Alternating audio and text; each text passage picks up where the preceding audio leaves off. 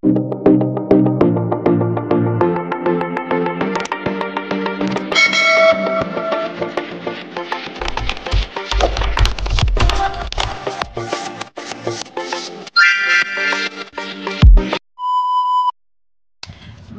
ka matulog, ibulong mo lamang ito upang ma-addict siya at lalong manabik sa iyo. Hello mga guys, kumusta kayo? Panibagong araw, panibagong video na naman tayo. And sa araw na ito ay isa na namang video ang aking tuturo sa inyo ng simpleng gabay o simpleng pamamaraan na makakatulong sa atin. At bago ang lahat, gusto ko lang mag-disclaimer sa mga taong hindi naniniwala at hindi gusto ang mga kagaya nitong video.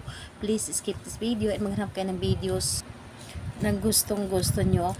And ayun po, ngayon ituturo ko sa inyo paano siya maa-addict, paano siya manabik ng gusto sa inyo sa pagmamahal.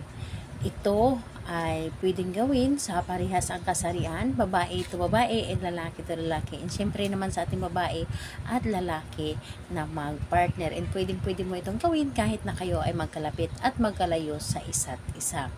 Dito po ay wala tayong kailangan na gamitin kundi ang ating sarili lamang. Napakadali at napakasimple lamang nito. Kailangan mo lamang dito na i-claim sa iyong sarili na gustong-gusto mo itong gawin, and buo po ang inyong loob, tiwala at paniniwala sa paggawa nito, and higit sa lahat, wala kayo mga problema yung hindi ka nagdalawang isip na gawin ito at wala ka mga maraming iniisip. So, kailangan nakafocus ka lamang sa dapat mong gawin. And ayun, kapag ready ka na, pwede mo na itong simulan. Sa gagawin natin dito, napakadali lamang. Bago ka matulog sa gabi, iyo lamang siyang isipin mo lamang siya, and ramdamin mo gaano mo siya kamahal. And ayun po, mga ilang segundo po ay ibulong mo lamang ito. Dapat po ay nakafocus ka po. Ibulong mo lamang ng 7 beses. Pangalan, apelyido, maa-addict at mananabik ka sa pagmamahal sa akin. Pangalan, apelyido, maa-addict at mananabik ka sa pagmamahal sa akin. 7 beses mo lamang itong sasambitin, yung kanyang pangalan at ang ating isunod na ibulong.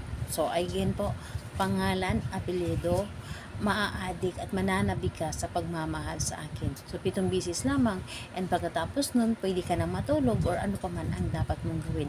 Basta importante, gawin mo ito na mag-isa ka lamang, and dapat walang makaka-istorbo sa inyo, yung tipong sobrang tahimik ang paligid ninyo or nasa loob ka ng kwarto mo na talagang walang makaka-distract sa inyo. And ayun po, yun lamang ang dapat mong gawin. Inaasahan mo yung taong ginawan mo ito laging mananabik sa inyo, yung tipong gusto niya lagi kanya makita or makakasama or lagi kanya makayakap.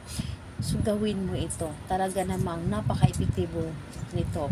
So, sa kahit anong araw at oras mo itong gawin, basta gabi bago ka matulog. And kung magtatanong kayo kung pwede ba ito sa araw gawin, yes po, wala pong problema na gawin mo ito sa araw.